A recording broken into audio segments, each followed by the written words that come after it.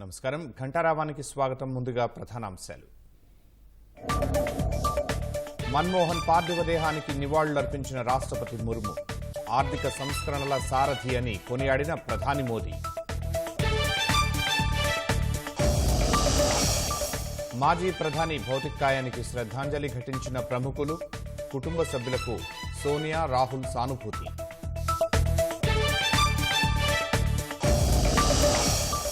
విద్యుత్ ఛార్జీల పెంపు ప్రతిపాదన జగన్ హయాంలో జరిగిందన్న గొట్టిపాటి. 10 సార్లు బిల్లులు పెంచిన వారికి ధర్నాలు చేసే హక్కు లేదని వ్యాఖ్య. నాంపల్లి కోర్టుకు వర్చువల్ గా హాజరు కానున్న అల్లు అర్జున్. సంధ్యా థియేటర్ ఘటనలో ముగిసిన 14 రోజుల రిమాండ్.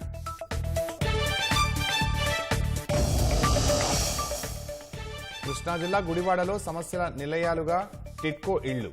కనీస వసతులు లేక ఇబ్బంది పడుతున్న లబ్ధిదారులు.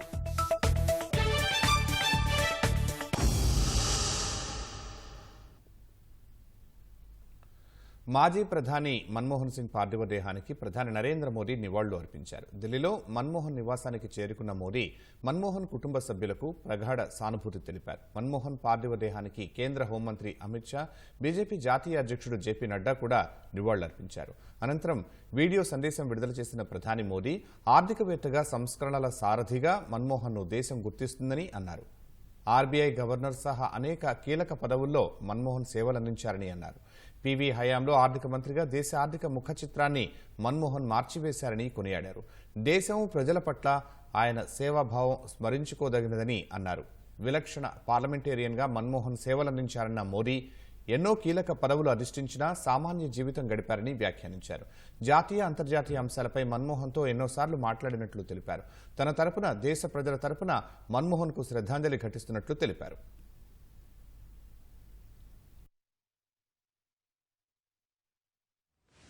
पूर्व प्रधानमंत्री डॉक्टर मनमोहन सिंह जी के निधन ने हम सभी के हृदय को गहरी पीड़ा पहुंचाई है।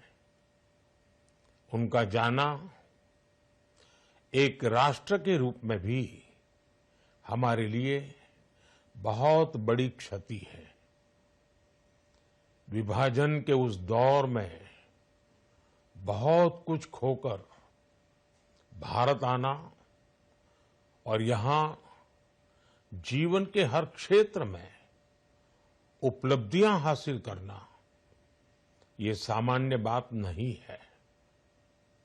अभावों और संघर्षों से ऊपर उठकर कैसे ऊंचाइयों को हासिल किया जा सकता है, उनका जीवन ये सीख भावी पीढ़ी को देता रहेगा। एक नेक इंसान के रूप में, एक विद्वान अर्थशास्त्री के रूप में और रिफॉर्म्स के प्रति समर्पित लीडर के रूप में उन्हें हमेशा याद किया जाएगा। एक अर्थशास्त्री के रूप में उन्होंने अलग अलग स्तर पर भारत सरकार में अनेक सेवाएं दी। एक चुनौतीपूर्ण समय में उन्होंने रिजर्व बैंक के गवर्नर की भूमिका निभाई। पूर्व प्रधानमंत्री, भारत रत्न श्री पीवी नरसिम्हा राव जी की सरकार के वित्त मंत्री रहते हुए उन्होंने वित्तीय संकट से घिरे देश को एक नई अर्थव्यवस्था के मार्ग पर प्रशस्त किया। प्रधानमंत्री के रूप में देश के विकास में और प्रगति में उनके योगदान को हमेशा याद किया जाएगा। जनता के प्रति, देश के विकास के प्रति उनका जो कमिटमेंट था उसे हमेशा बहुत सम्मान से देखा जाएगा। डॉक्टर मनमोहन सिंह जी का जीवन, उनकी ईमानदारी और सादगी का प्रतिबिंब था। वो विलक्षण सांसद थे। उनकी विनम्रता, सौम्यता और उनकी बौद्धिकता उनके संसदीय जीवन की पहचान बनी। मुझे याद है कि इस साल की शुरुआत में जब राज्यसभा में उनका कार्यकाल समाप्त हुआ, तब मैंने कहा था कि सांसद के रूप में डॉक्टर साहब की निष्ठा सभी के लिए प्रेरणा जैसी है। सत्र के समय अहम मौकों पर वो व्हीलचेयर पर बैठकर आते थे, अपना संसदीय दायित्व निभाते थे। दुनिया के प्रतिष्ठित संस्थानों की शिक्षा लेने और सरकार के अनेक शीर्ष पदों पर रहने के बाद भी वो अपनी सामान्य पृष्ठभूमि के मूल्यों को कभी भी नहीं भूले। दलगत राजनीति से ऊपर उठकर उन्होंने हमेशा हर दल के व्यक्ति से संपर्क रखा, सबके लिए सहज उपलब्ध रहे। जब मैं मुख्यमंत्री था तब डॉक्टर मनमोहन सिंह जी के साथ राष्ट्रीय और अंतर्राष्ट्रीय अनेक विषयों पर उनसे खुले मन से चर्चाएं होती थी। यहां दिल्ली आने के बाद भी मेरी उनसे समय समय पर बात होती थी, मुलाकात होती थी। मुझे उनसे हुई मुलाकातें, देश को लेकर हुई चर्चाएं हमेशा याद रहेगी। अभी जब उनका जन्मदिन था तब भी मैंने उनसे बात की थी। आज इस कठिन घड़ी में मैं उनके परिवार के प्रति अपनी संवेदनाएं व्यक्त करता हूं। मैं डॉक्टर मनमोहन सिंह जी को सभी देशवासियों की तरफ से श्रद्धांजलि अर्पित करता हूं। మాజీ ప్రధాని మన్మోహన్ సింగ్ పార్థివ దేహానికి కాంగ్రెస్ అగ్రనేతలు నివాళి అర్పించారు. ఢిల్లీలోని మన్మోహన్ నివాసంలో ఆయన పార్థివ దేహానికి కాంగ్రెస్ అగ్రనేత్రి సోనియా గాంధీ నివాళులర్పించారు. అనంతరం రాహుల్ గాంధీ, ప్రియాంక గాంధీ కూడా మాజీ ప్రధాని భౌతికాయానికి పూలమాలలు వేసి శ్రద్ధాంజలి ఘటించారు. మన్మోహన్ కుటుంబ సభ్యులకు సోనియా గాంధీ ప్రగాఢ సానుభూతి తెలిపారు. ఆ సమయంలో వారితో పాటు కాంగ్రెస్ ప్రధాన కార్యదర్శి కేసీ వేణుగోపాల్తో పాటు పలువురు కాంగ్రెస్ ప్రముఖులు ఉన్నారు.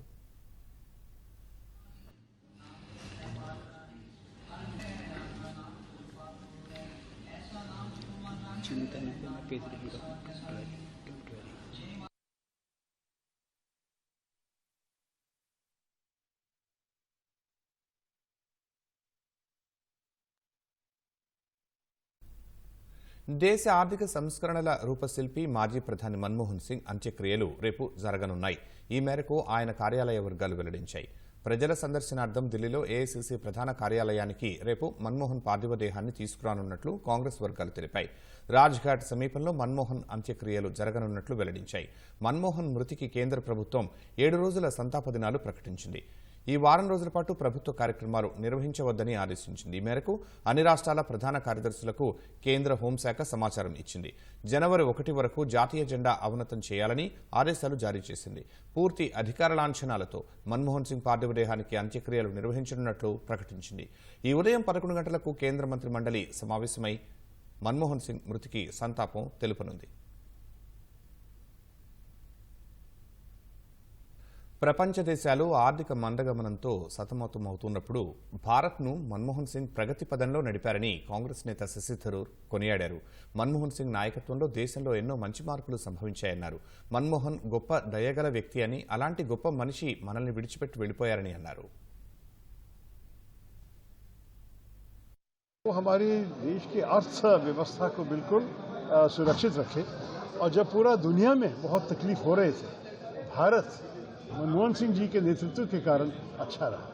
तो ये सब देखने से आपको ये भी पता चलना चाहिए कि भारत का जो बहुत सारे अच्छा बदलाव हुआ, अच्छा चेंजेस हुए हमारे देश में, ये सारे मनमोहन सिंह जी के क्रेडिट में होना है। और मैं ये भी कहूँगा कि जो उनका जो इंसानियत, मनुष्यत्व कहेंगे हम, ये जो उनके पास थे, उनका दिल, उनका हृदय, उनका अंग्रेजी में कहेंगे कंपैशन, सारी चीज़ें बहुत बड़ा मन, बड़ा हृदय से काम किया। तो एक महान व्यक्ति हमें छोड़ के चले गए।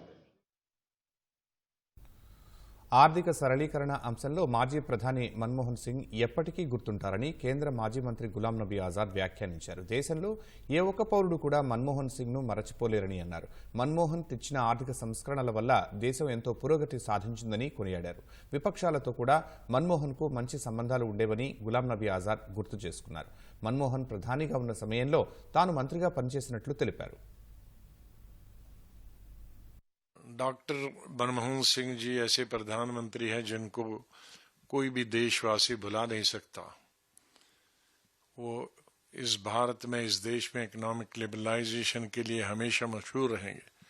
जब पूरी दुनिया आर्थिक तौर पर आर्थिक मंदी की वजह से पीछे जा रही थी, तो भारत मनमोहन सिंह जी के फाइनेंस मिनिस्टर नेतृत्व में बहुत आगे बढ़ा। उन्होंने एक नई पॉलिसी, इकोनॉमिक पॉलिसी लाई, इकोनॉमिक लिबरलाइजेशन की पॉलिसी लाई, जिससे भारत बहुत आगे बढ़ा और अभी भी आगे जा रहा था।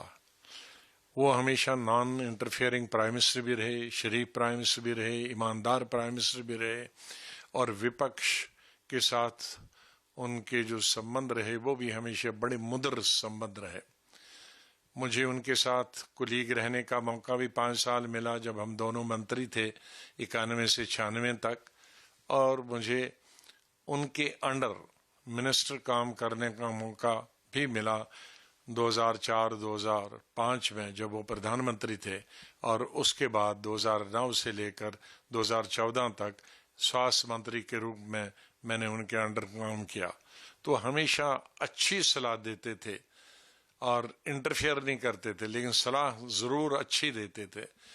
तो मैं तो हमेशा हम दोस्त भी अच्छे रहे और वो अच्छे प्रधानमंत्री भी मेरे साथ रहे। मैं कभी उनको भुला नहीं सकता। भगवान से, अल्लाह से मैं यही दुआ करता हूँ कि उनकी आत्मा को शांति दे, और उनकी मिसेस को और उनके बच्चों को ये इतना बड़ा सदमा बर्दाश्त करने की हिम्मत अल्लाह ताला दे। మాజీ ప్రధాని మన్మోహన్ సింగ్ మృతి పట్ల అమెరికా సంతాపం ప్రకటించింది. భారతదేశ ప్రజలకు ప్రగాఢ సానుభూతి తెలిపింది. భారత్ అమెరికా వ్యూహాత్మక భాగస్వామ్యం గొప్ప ఛాంపియన్లలో మన్మోహన్ ఒకరని అమెరికా విదేశాంగ మంత్రి యాంటనీ బ్లింకెన్ కొనియాడారు. గత 2 దశాబ్దాల్లో భారత్ అమెరికా కలిసి సాధించిన వాటిలో చాలా వాటికి మన్మోహన్ పునాది వేశారని అన్నారు. భారత్ అమెరికా మధ్య పౌర అణు సహకార ఒప్పందం ముందుకు తీసుకువెళ్లడానికి మన్మోహన్ నాయకత్వం దోహదం చేసిందని తెలిపారు. భారత్లో ఆర్థిక సంస్కరణలు, వేగవంతమైన ఆర్థిక వృద్ధిని ప్రోత్సహించిన నేతగా మన్మోహన్ను గుర్తుంచుకుంటారని బ్లింకెన్ పేర్కొన్నారు. భారత్ అమెరికా మధ్య సంబంధాల బలోపేతానికి మన్మోహన్ సింగ్ చేసిన కృషి, అంకిత భావాన్ని ఎల్లప్పుడూ గుర్తుంచుకుంటామని బ్లింకెన్ పేర్కొన్నారు. దేశ మాజీ ప్రధాని మన్మోహన్ సింగ్ మరణం దిగ్భ్రాంతికి గురిచేసిందని ఉప ముఖ్యమంత్రి పవన్ కళ్యాణ్ అన్నారు. మన్మోహన్ హయాంలో చేపట్టిన సంస్కరణల వల్ల దేశ ఆర్థిక వ్యవస్థ కొత్త పుంతలు తొక్కిందని గుర్తు చేశారు. మన్మోహన్ సింగ్ మృతి పట్ల మంత్రులు అనిత, రామానాయుడు, అచ్చెన్న, జనార్దన్ రెడ్డి, నారాయణ, పయ్యావుల, కొల్లు, మండిపల్లి, గొట్టిపాటి, డిబివి స్వామి, సంధ్యారాణి, ఫరూక్, సత్యప్రసాద్, దుర్గేష్ సంతాపం ప్రకటించారు. పివి నరసింహారావు హయాంలో ఆర్థిక మంత్రిగా ఆయన చేసిన సేవలు దేశం ఎన్నటికీ మరచిపోదన్నారు. ఆర్థిక సంస్కరణల అమలు, జీడీపీ వృద్ధిలో కీలక పాత్ర పోషించారని కొనియాడారు. దేశాన్ని గ్లోబల్ మార్కెట్లోకి చేర్చడం సహా ఆర్థిక శక్తిగా తీర్చిదిద్దడంలో ఆయన కృషి ఎనలేనిదన్నారు. మన్మోహన్ ఆత్మకు శాంతి చేకూరాలని ప్రార్థించారు. ఆయన కుటుంబ సభ్యులకు సానుభూతి తెలియజేశారు. మాజీ ప్రధాని మన్మోహన్ సింగ్ మరణం అత్యంత బాధాకరమని పిసిసి అధ్యక్షురాలు షర్మిలారెడ్డి అన్నారు. భారతదేశ ఆర్థిక రూపశిల్పి, సంస్కరణలకు ఆర్జుడు, అవిశ్రాంత యోధుడు, మహోన్నత నాయకుడని కొనియాడారు. మన్మోహన్ మరణం దేశానికి తీరని లోటన్నారు. ఆయన కుటుంబ సభ్యులకు ప్రగాఢ సానుభూతి తెలిపారు. 2 పర్యాయాలు దేశ ప్రధానిగా, కేంద్ర ఆర్థిక మంత్రిగా అందించిన సేవలు అమూల్యమన్నారు. మన్మోహన్ ప్రభుత్వం తెచ్చిన సమాచార హక్కు చట్టం పౌరుల హక్కులను కాపాడితే, ఉపాధి హామీ పథకం నిరుపేదల జీవితాలకు మార్గదర్శి అయిందని గుర్తు చేశారు.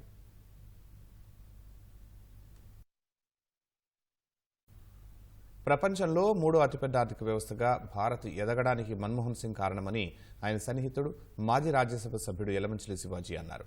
మన్మోహన్ ఆర్థిక మంత్రిగా ఉన్న సమయంలో రాజ్యసభ సభ్యుడిగా పనిచేసిన శివాజీ ఆయనతో అనుబంధాన్ని గుర్తు చేసుకున్నారు. ప్రధానిగా ఉన్నప్పుడు కూడా బడ్జెట్ రూపకల్పన సమయంలో తన సలహాలు తీసుకున్నారని వివరించారు.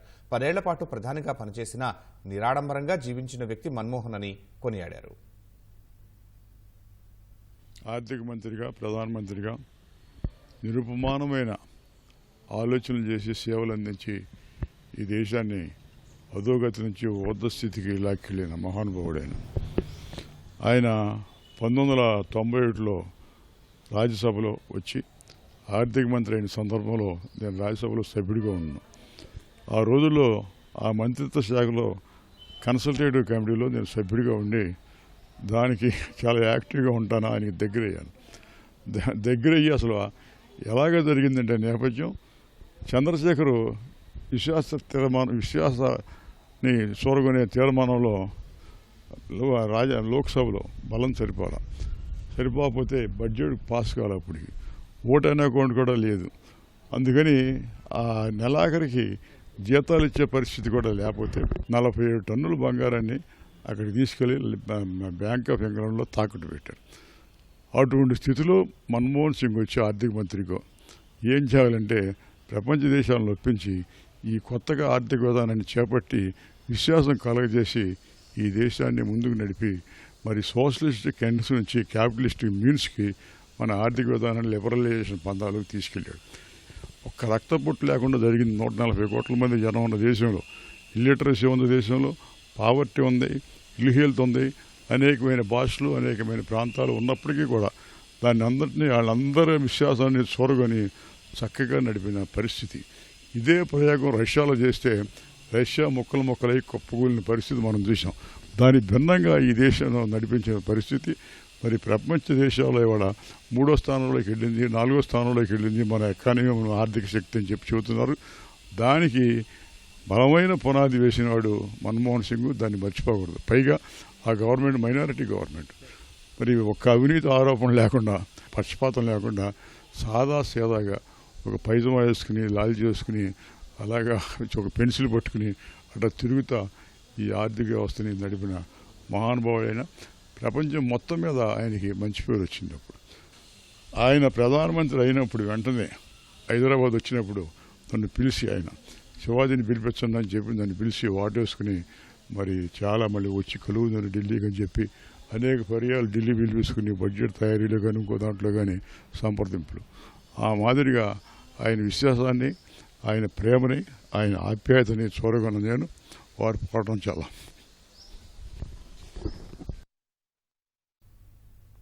ప్రధాని మన్మోహన్ సింగ్ చేపట్టిన ఆర్థిక సంస్కరణలు ఎంతో గొప్పవని రాజకీయ విశ్లేషకుడు దామోదర్ ప్రసాద్ అన్నారు.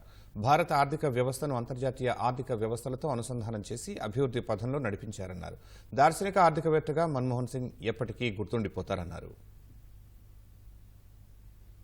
ప్రధానిగా అనేక సంస్కరణలు, ఆర్థిక సంస్కరణలు తీసుకొచ్చారు. అంతకుముందే మన్మోహన్ సింగ్ గారు రిజర్వ్ బ్యాంకు గవర్నర్గా కూడా పనిచేశారు. తొలి సిక్కు ప్రధాని కూడా ఆయనే. యూపీఏ ప్రభుత్వ హయాంలో అనేకమైనటువంటి అభ్యుదయ చట్టాలు తీసుకొచ్చారు వాళ్ళు. అంటే ఆదివాసీ హక్కుల చట్టం కావచ్చు, గ్రామీణ ఉపాధి హామీ పథకం చట్టం కావచ్చు, ఈ సమాచార హక్కు అధికారులను ఏర్పాటు చేసి ఒక పారదర్శకమైన పరిపాలన దేశానికి అందించాలా, ప్రజలకు అన్ని విషయాలు తెలియాలి అనేటువంటిది తీసుకొచ్చినటువంటి అతి ముఖ్యమైనటువంటి పారదర్శక చట్టము. భారత ఆర్థిక వ్యవస్థ ఆయన సారథ్యంలో 7.7% ఆర్థిక వృద్ధి సాధించినటువంటిది చాలా ఉజ్వలమైన చరిత్ర. మన దేశ భారత ఆర్థిక వ్యవస్థను జాతీయ ఆర్థిక వ్యవస్థలతో అనుసంధానం చేసి విదేశీ పెట్టుబడులు రాబట్టడంలో ఆయన చాలా సఫలం చెందారు. చరిత్రలో భారత ఆర్థిక వ్యవస్థను పునరుత్తేజితం చేసినటువంటి ఒక దార్శనిక ఆర్థికవేత్తగా, భారతదేశ సత్తాను, ఆర్థిక పాఠవాన్ని ప్రపంచానికి చాటిన మేటి ఆర్థిక శాస్త్రవేత్తగా శ్రీ మన్మోహన్ సింగ్ గారు భారత ప్రజలకు సదా గుర్తుంటారు. డాక్టర్ మన్మోహన్ సింగ్ ఈ పేరు చెబితే గ్రామీణ భారతానికి 100 రోజుల పాటు జీవనోపాధి, భారత ఆర్థిక వ్యవస్థలో నవోత్తేజం నింపిన సంస్కరణలు, సమాచార హక్కు చట్టం రూపంలో దేశ పౌరులకు అందిన అదనపు శక్తి గుర్తుకు వస్తాయి. విద్యా హక్కు చట్టంతో దేశంలోని ప్రతి చిన్నారి పాఠశాలలో చదువుతున్న వాస్తవం కనిపిస్తుంది. అమెరికాతో అణు ఒప్పందం ద్వారా విశ్వయవనికపై భారత ఖ్యాతి ఇనుమడింపజేసిన ఘట్టం జ్ఞప్తికి వస్తుంది. ఇవన్నీ పాకిస్తాన్ నుంచి శరణార్థిగా భారత్కు వచ్చి భారతావనికి అత్యంత మౌనంగా మన్మోహన్ సింగ్ అందించిన ఘన విజయాలు. భారతదేశపు 13వ ప్రధానిగా పనిచేసిన ఆయన యావత్ భారతం గర్వించేలా మౌనంగానే అనేక ఘనతలు సాధించారు. అంతే మౌనంగా ఆ గుర్తులను మనకొదిలి తాను దివికేగారు. భారత ప్రధాని పీఠాన్ని అధిష్ఠించిన తొలి హిందూయేతర వ్యక్తిగా రికార్డు సృష్టించిన డాక్టర్ మన్మోహన్ సింగ్ సెప్టెంబర్ 26, 1932లో ప్రస్తుత పాకిస్తాన్లోని పశ్చిమ పంజాబ్ గాహ్లో గుర్ముఖ్ సింగ్ అమృత్ కౌర్కు జన్మించారు. పుట్టిన కొన్నాళ్లకే తల్లిని కోల్పోయి అమ్మమ్మ దగ్గర పెరుగుతున్న మన్మోహన్కు దేశ విభజన మరో విపత్తును తెచ్చిపెట్టింది. దేశ విభజనతో కుటుంబంతో కలిసి 1947లో అమృత్సర్కు వచ్చిన మన్మోహన్ పంజాబ్లోనే తన విద్యాభ్యాసాన్ని పూర్తి చేశారు. 1957లో యూకేలోని కేంబ్రిడ్జ్ యూనివర్సిటీ నుంచి ఆర్థిక శాస్త్రంలో పట్టా పొందారు. 1962లో ఆక్స్ఫర్డ్ విశ్వవిద్యాలయం నుంచి ఆర్థిక శాస్త్రంలో డి ఫీల్డ్ పట్టా సాధించారు. భారతదేశ ఎగుమతులపై విమర్శనాత్మక ధోరణిలో 1964లో ఓ పుస్తకాన్ని కూడా రచించారు. భారత్కు తిరిగి వచ్చిన తర్వాత పంజాబ్ విశ్వవిద్యాలయంలో ఢిల్లీ స్కూల్ ఆఫ్ ఎకనామిక్స్లో అధ్యాపకుడిగా పనిచేశారు.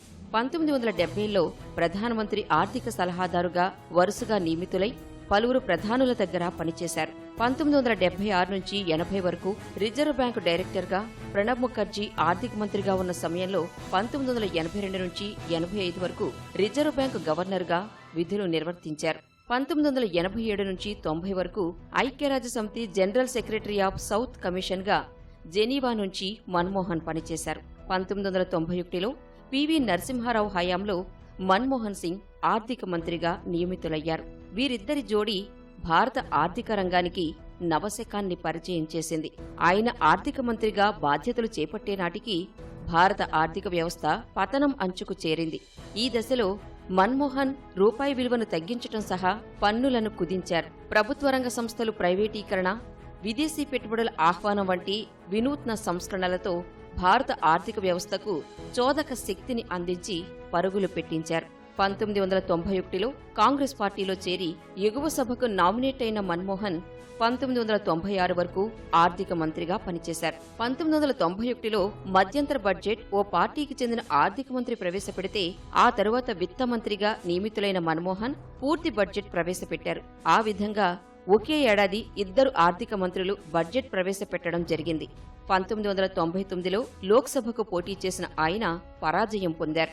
1998 నుంచి 2004 వరకు ఎగువ సభలో విపక్ష నేతగానూ పనిచేసిన మన్మోహన్ సింగ్ 2004 సార్వత్రికం తర్వాత భారతదేశంలో సంకీర్ణ సర్కారుకి 10 ఏళ్ల పాటు నాయకత్వం వహించారు.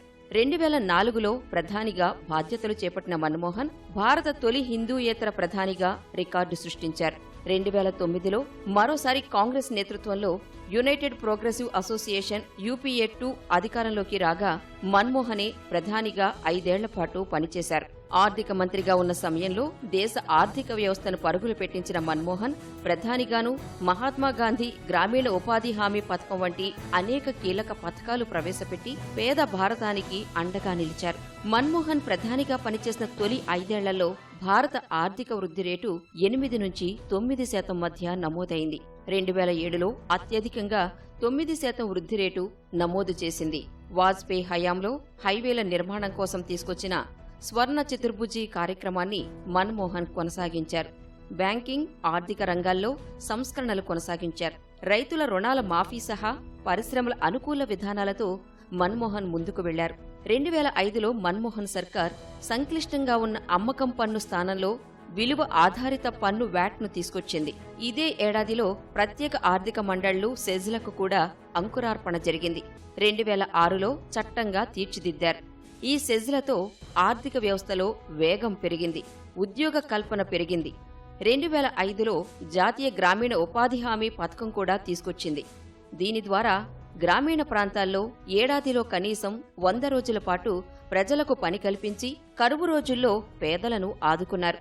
2006లో ఇది చట్టం రూపంలోకి రాగా 2008 నుంచి దేశవ్యాప్తంగా అనేక జిల్లాలు ఈ పథకంలో భాగమయ్యాయి. 2005లోనే సమాచార హక్కు చట్టాన్ని తీసుకురావడం ద్వారా ప్రభుత్వ వ్యవస్థల్లో జరిగే ప్రతి అంశంపై దేశ పౌరులకు సమాచారం దఖలు పడే హక్కు లభించింది.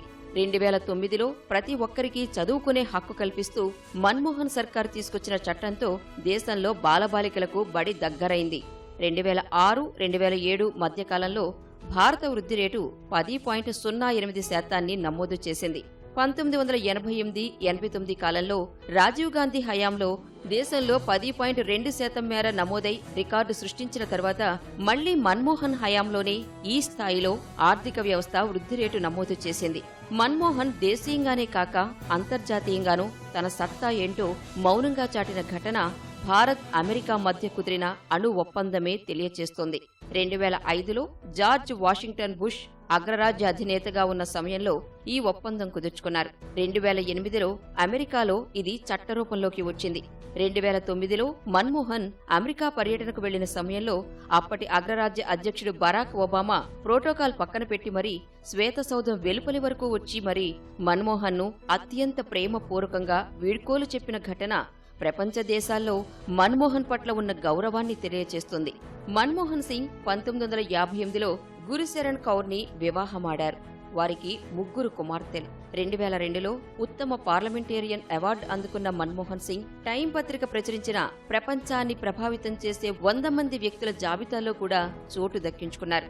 2010లో ప్రపంచ రాజనీతిజ్ఞ పురస్కారాన్ని అందుకున్నారు. ఇంకా ప్రపంచవ్యాప్తంగా అనేక విశ్వవిద్యాలయాల నుంచి డాక్టరేట్లు కూడా పొందారు.